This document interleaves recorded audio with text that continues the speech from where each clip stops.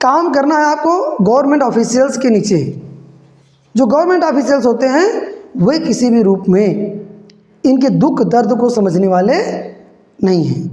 चाहे आप मर जाएं, चाहे आपका पैर टूट जाए, विकलांग हो जाएं, कोई मतलब नहीं है। क्यों?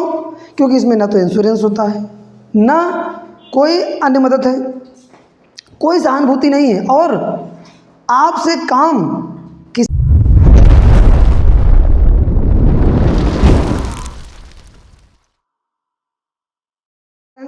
SICT एजुकेशन में आपका स्वागत है। मैं सुनील कुमार पटेल अपने इस यूट्यूब चैनल पर आपका स्वागत करता हूं।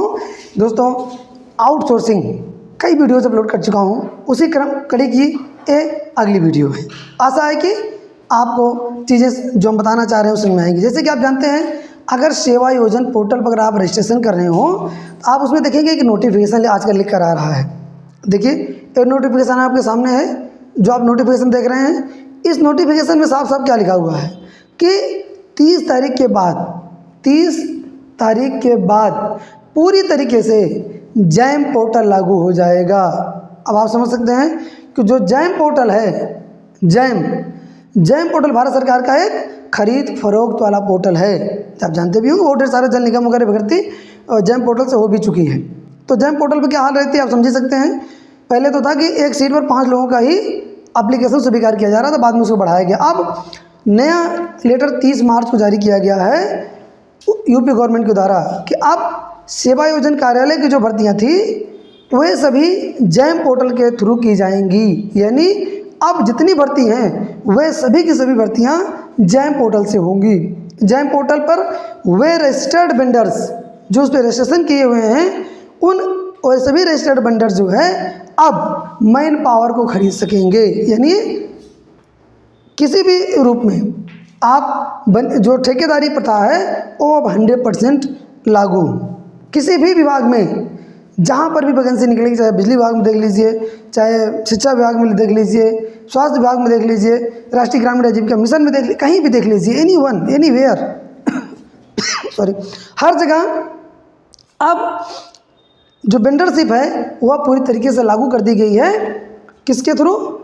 जैम पोर्टल के थ्रू। जैम पोर्टल पर जो रजिस्टर्ड वेंडर्स होंगे, जब भी कोई बिड निकलेगी तो उस बिड के द्वारा वे सभी खरीदेंगे मैन पावर को। यानी जैसे अभी आप जान रहे हैं कि स्वास्थ्य विभाग में वैकेंसी निकलती है, या हम राष्ट्रीय ग्रामीण आजीविका मिशन की बात कर लेते हैं। राष्ट्रीय ग्रामीण आजीविका मिशन का जो अभी टेंडर है वह सेम्स के पास है। सेम्स एक रिक्रूटमेंट एजेंसी है जो कि कर्मचारियों को हायर करती है और काम कराती है, प्लस अपनी तरफ से अपनी सरकार से सैलरी देती है और फिर सैलरी उस मैन पावर को प्रदान करती है। तो अब आप समझ सकते हैं कि अब क्या होगा। अभी तक था कि चलो ठीक है, सरकार देख रही है, सरकार के अंडर में था, लेकिन जैम पोर्टल से होने वाली चीज़ें पूरी तरीके से, जैसे आप जानते हैं कुर्सी खरीदना हो, मेज़ खरीदना हो, सरकारी विभागों में जितने भी खरीद फरोख्त होते हैं वह सभी के सभी कहाँ से होते हैं? जैम पोर्टल से होते हैं। अब आप समझ सकते हैं कि अगर कंप्यूटर भी सरकारी ऑफिस में लगता है तो उसको कहाँ से खरीदा जाता है? जैम पोर्टल से।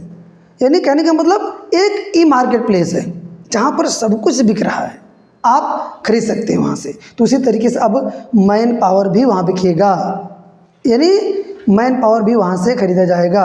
किसी को आवश्यकता होगी तो वो एजेंसी, वह जो है रिक्रूटमेंट एजेंसी जो होगी, यानी जो ठेकेदार होगा, साफ साफ कहें तो उस ठेकेदार से अब मैन पावर को खरीदा जा सकता है। यानी वो रजिस्ट्रेशन करेगा पहले कहाँ पर? जैम पर ठेकेदार। फिर उसके बाद जैसे मान लीजिए यूपी में कोई कंपनी है, उसको चाहिए, या कोई सरकारी विभाग है उसको चाहिए 100 आदमी। अब उस 100 आदमी चाहिए तो उसके लिए जो है टेंडर निकाला जाएगा, और उस टेंडर के द्वारा जो है वो कंपनी फिर ये कहेगी भैया हम इतना रुपए लेंगे, इतने रुपए देंगे, इतने रुपए में जो है हम आपको मैन पावर प्रदान कर देंगे। सबसे बड़ी समस्या क्या है?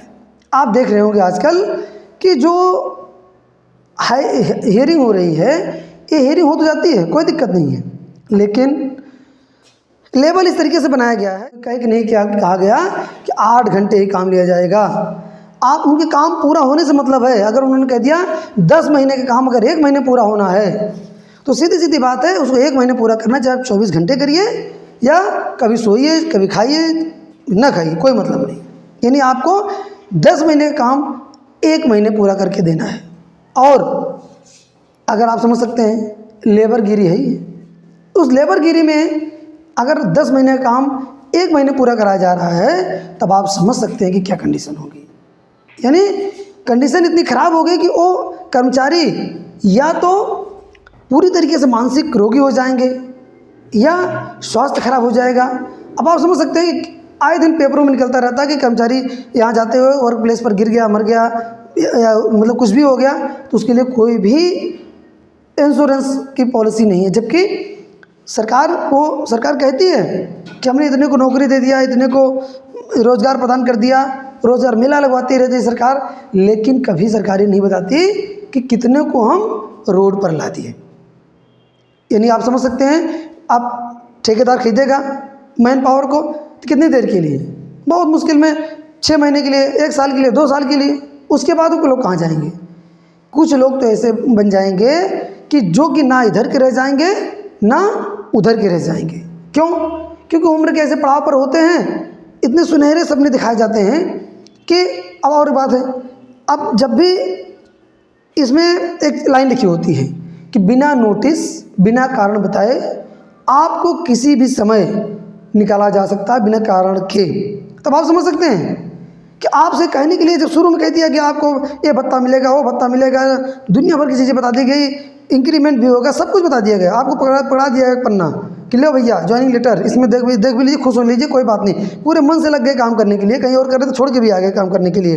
लेकिन जब आप अपनी मांगों को मांगना शुरू करेंगे तो फिर क्या होगा भाई, काम का बोझ, इतना काम कि आप खुद ही छोड़ के भाग जाएंगे, निकालने की जरूरत ही नहीं पड़ेगी वहाँ पर। यानी अब आप समझ सकते हैं कि उनके दर्द को कोई सुनने वाला नहीं होगा, वो आदमी खुद ब खुद छोड़कर वहाँ से भाग जाएगा।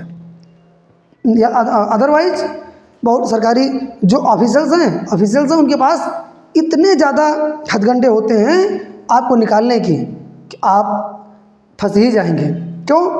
क्योंकि आप इस तरह काम ही करेंगे कि ऐसे लेवल पर काम करेंगे कि वहाँ पग पग पर जो है फंसने वाला चीज़ें काम रहेगा।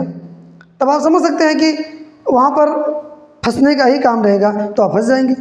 फिर बनिया की भी लोग नौकरी करते हैं तो बनिया कहता है भैया 1 हफ्ता बाद मत आए हमारी दुकान पे, लेकिन यहाँ पर ऐसा नहीं है। शाम को आप गए काम किए, सुबह आपसे कह दिया गया कि आज से आपको आने की ज़रूरत नहीं है, आपको टर्मिनेट कर दिया गया।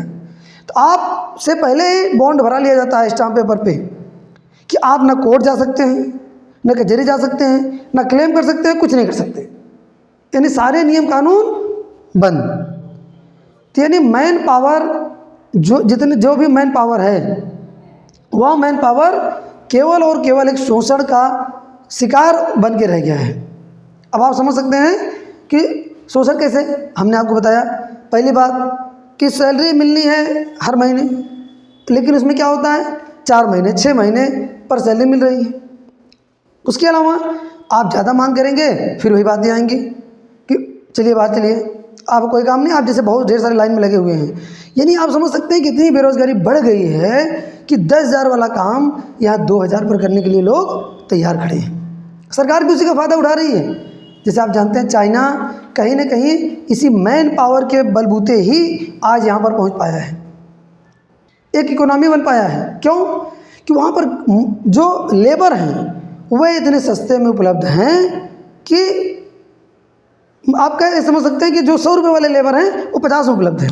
हर घर में लेबर हैं, हर जगह लेबर हैं। इतनी जनसंख्या थी, अब तो आपको बधाई जो है कि भारत जो है पूरे विश्व में 1 नंबर पर पहुंच गया जनसंख्या में। यानी पूरे विश्व में सबसे ज़्यादा जनसंख्या भारत की है। तो अब आप समझ सकते हैं संसाधन उतने ही, नौकरी उतनी ही, तो सीधी सीधी बात है सरकार उसका फ़ायदा क्यों ना उठाएगी। क्योंकि बेरोजगारी 100% और काम 1% से भी कम, रोज़गार 1% से भी कम। समस्या ये है सरकार कहती है खुद का रोज़गार करो। अरे भाई खुद का रोज़गार करना तो है, लेकिन पूंजी नहीं है। सरकार कह रही है पूंजी दे रहे हैं, पूंजी दे रही है बैंक से, बैंकों की जो हाल है आप जानते ही हैं, ये क्या कर देंगे बैंक वाले। अगर आप लोन ले लिए तो चलिए, तो बात अब अलग रही, लेकिन उसके लिए इंफ्रास्ट्रक्चर स्टार्टअप, सरकार कहती है स्टार्टअप खड़ा करिए, इनोवेशन करिए। अरे भैया उसके लिए पैसा भी चाहिए। हम निगेटिव नहीं बोल रहे हैं, आपको लग रहा होगा, आप वीडियो सुन रहे होंगे तो आपको लग रहा होगा कि केवल और केवल निगेटिव बोले जा रहे हैं, पॉजिटिव कुछ है ही नहीं। बिल्कुल पॉजिटिव है, सब कुछ उल्टा कर दीजिए, पॉजिटिव ही पॉजिटिव है। आशा है कि थोड़ी सी चर्चाएँ आपसे किए हैं। अगर हो सके तो वीडियो को शेयर जरूर करिए। अगर आप इससे जुड़े हुए हैं, नहीं भी जुड़े हुए हैं, तो अगर बातें अच्छी लगी हो तो शेयर जरूर करिएगा। धन्यवाद।